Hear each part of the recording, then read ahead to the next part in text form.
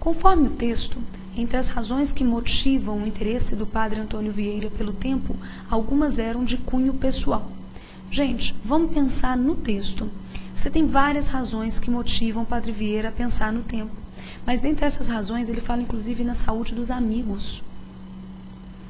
Ele fala sobre a saúde dele, o que o tempo faz conosco, quando passa e nós vamos mudando. E isso é de cunho totalmente pessoal. Não tem nada a ver com as questões militares, por exemplo. Ou seja, essa questão está totalmente correta, adequada. Item 5. Constata-se no texto que o emprego da linguagem conotativa nas anotações climáticas nas cartas de Antônio Vieira visava obstar a compreensão da leitura dessas cartas por quem não fosse o seu destinatário. Eu considero a questão 5 bastante simples, mas bastante simples se a gente souber um significado, obstar. Eu já peguei alunos tendo dificuldade com questões que nem tão difíceis são, por não saberem o significado da palavra. E, de fato, no CESP é arriscado você arriscar.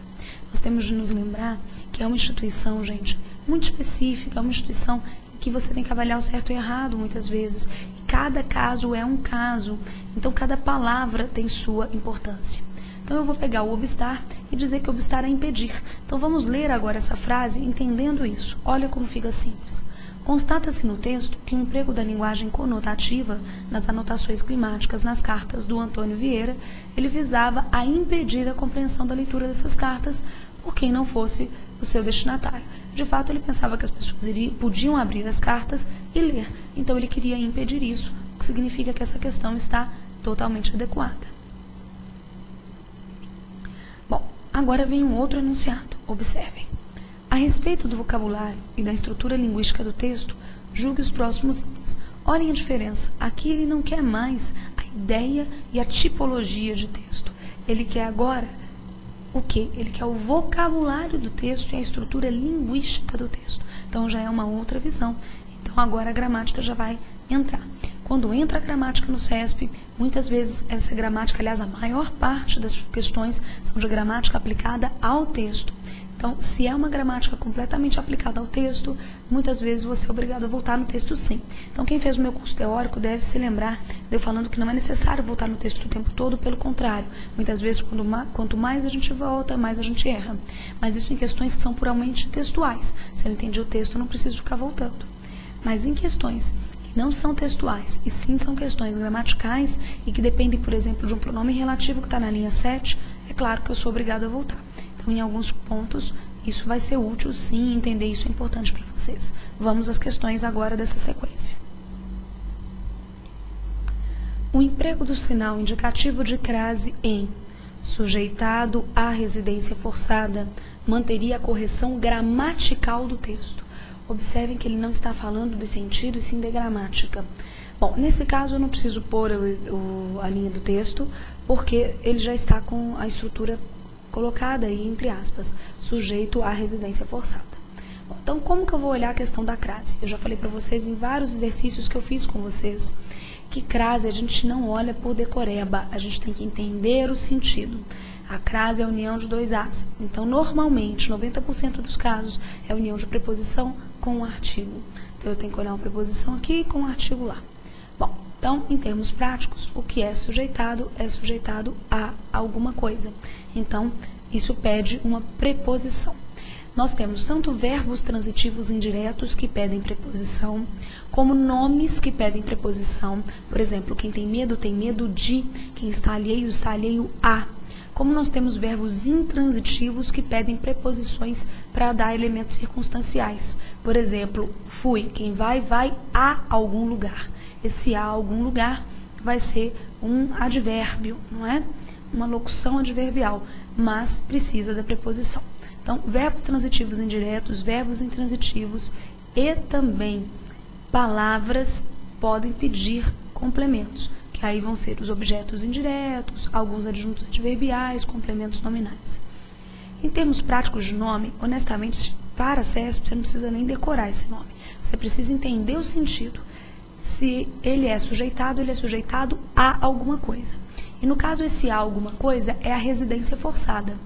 E esse residência é um substantivo feminino, que, portanto, pede artigo.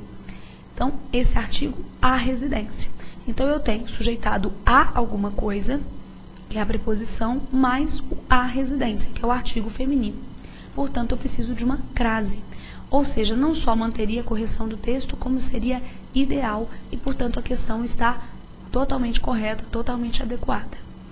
Lembre-se, decorem menos e entendam mais. Decorar é necessário, você não consegue aprender, por exemplo, o verbo irregular sem decorar. Mas muita coisa a gente olha pelo sentido.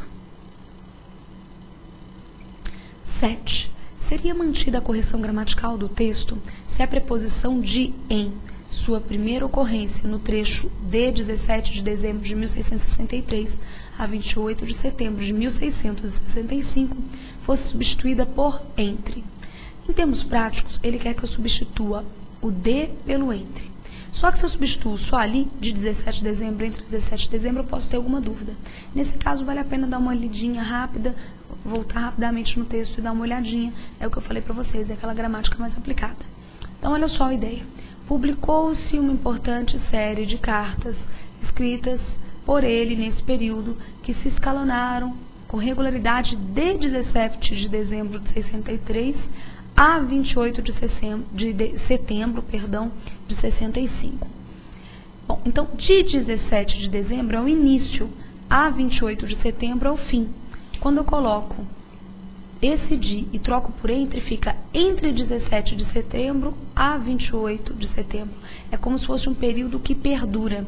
Ou seja, vamos entender em termos de semântica, que é o que ele quer, porque ele fala que seria mantida a correção gramatical do texto e também um elemento ali semântico. Então, quando eu falo regularidade de 17 a 28 de setembro, essa regularidade de início e fim bem marcado. Agora, entre esse período, dá uma ideia de que você tem um período circunstancial mais prolongado. Além disso, eu posso pensar no seguinte: o que tem regularidade de uma fase a outra, seria o ideal. Bom, então, na verdade, essa questão ela está inadequada para o CESP, exatamente porque essa alteração faz, inclusive, troca de elemento semântico. Bom, alguns alunos questionaram muito essa questão na época, e isso posterior, né, a essa prova. Por quê? Porque é a questão do enunciado. Quando ele fala assim, seria mantida a correção gramatical do texto, ele não falou dessa mudança do de para o entre, que é uma mudança muito semântica. E há alguns dicionários que mantêm essa regência, dando as duas possibilidades.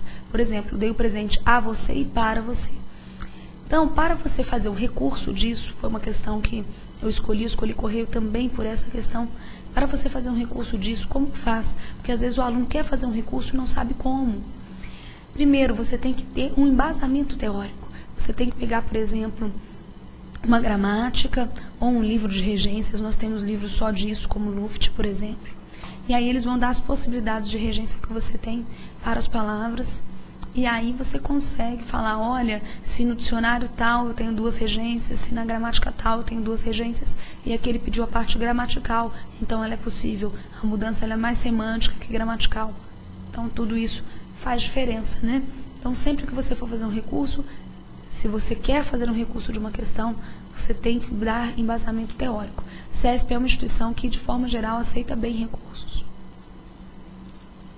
8. Estariam preservados o sentido e correção gramatical do texto, caso se substituísse encontraram-se por são encontrados. Bom, novamente eu preciso fazer a substituição.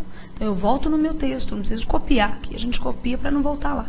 É mais rápido, mas eu volto no meu texto e leio lá. Em cerca de 30 cartas que foram conservadas, encontram-se alusões mais ou menos desenvolvidas ao tempo que faz. Bom, esse encontram-se é o que ele quer que eu troque por são encontradas. Em cerca de 30 cartas que foram conservadas, são encontradas alusões. A alusão é feminino, está no plural, e o que são encontradas? As alusões. Então, se alusões são encontradas, logo, essa questão está adequada porque ela faz a concordância. Ele estava aqui querendo trabalhar exatamente com esses elementos de concordância. Quando eu tiro encontram-se e coloco são encontradas, essa concordância está perfeita, a gramática continua, o sentido é o mesmo? Sim. O verbo é o mesmo, o sentido é o mesmo. E gramaticalmente está adequado também. Seria inadequado se eu fizesse alguma coisa assim. Em cerca de 30 cartas que foram conservadas, é encontrada alusões. ou foi encontrado alusões, aí eu não posso. Eu tenho que lembrar da questão da concordância. Alusões é que são encontradas. 9. O emprego de vírgula logo após o vocábulo indicações é obrigatório. Bom, novamente eu preciso ir olhar essa vírgula.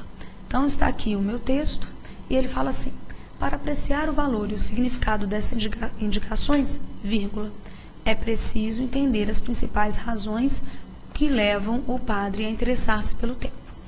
Então ele está dizendo que o emprego dessa vírgula é obrigatório.